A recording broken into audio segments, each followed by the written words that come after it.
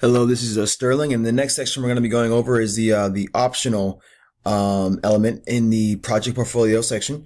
Now, we did this assignment in class, and this assignment was all about creating crow's foot diagrams, ER diagrams.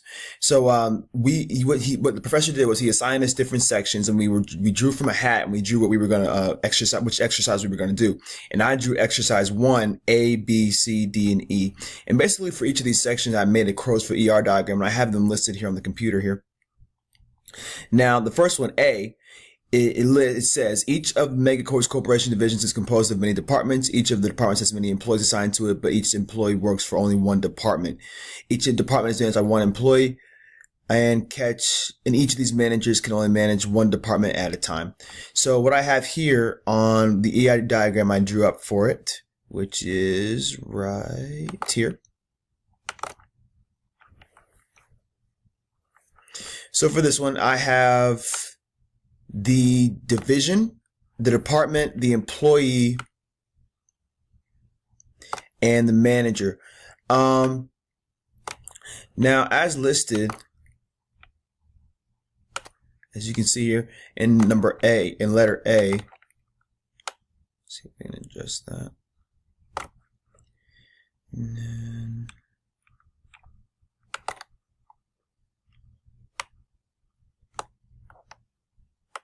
so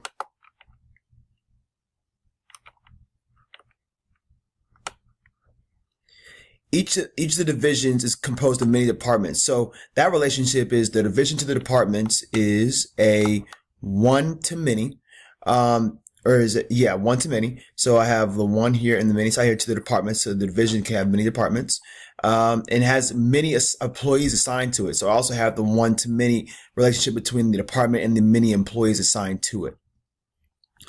But each employee only works for one department. So I have the employee going back to the department, mandatory one. So it's one. The one side is going to the department, so it's on one side. So we only work for one department. And each department is managed by one employee. So each department managed by one employee. So what I have here at the bottom here is the manager. Manager of the department is a one-to-one. So it's going to be the managers has to have mandatory one department, and the department has to have mandatory one manager. So that is that one. The next one was B, and it says during some period of time, a customer rented many videotapes from the Big Vid store. Each of the Big Vid's videotapes can be rented to many customers during that period of time. So here's B, and I have the video ID and the customer. And what I have here is a many-to-many relationship because it says a customer can rent many videotapes from the Big Vid store. Each Big Vid videotapes can be rented to many customers during that period of time. So a custom video can be rented to as optionally many customers, and a customer can optionally rent many videos. And that was B.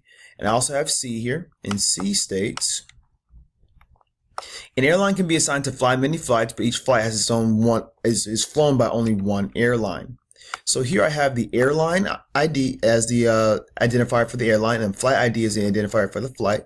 Now the airline can have optionally many flights, as it says here in C. An airline can be assigned to fly many flights, but each flight is flown by only one airline. So there's only mandatory one airline flown by each flight ID. You can't have multiple airlines flying. You can't have multiple airlines flying the same flight. So each flight has to have mandatory one airline.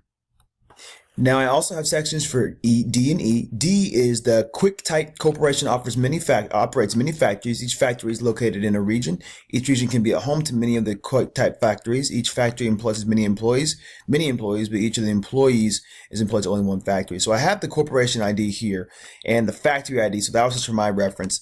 Now it says that each factory is located in a region. So a region can have many factories, but the factory can only have one region that is located in.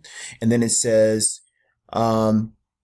it says the region can be home to many factories. Each factory employs many employees. So I have each employee belongs to one factory, but the factory can have many employees. And then, and that's that one. And last but not least, we have E. An employee can have earn many degrees, and a degree may have been earned by many employees. So a degree can have many employees, and an employee can have many degrees. And that's that. Many to many relationship.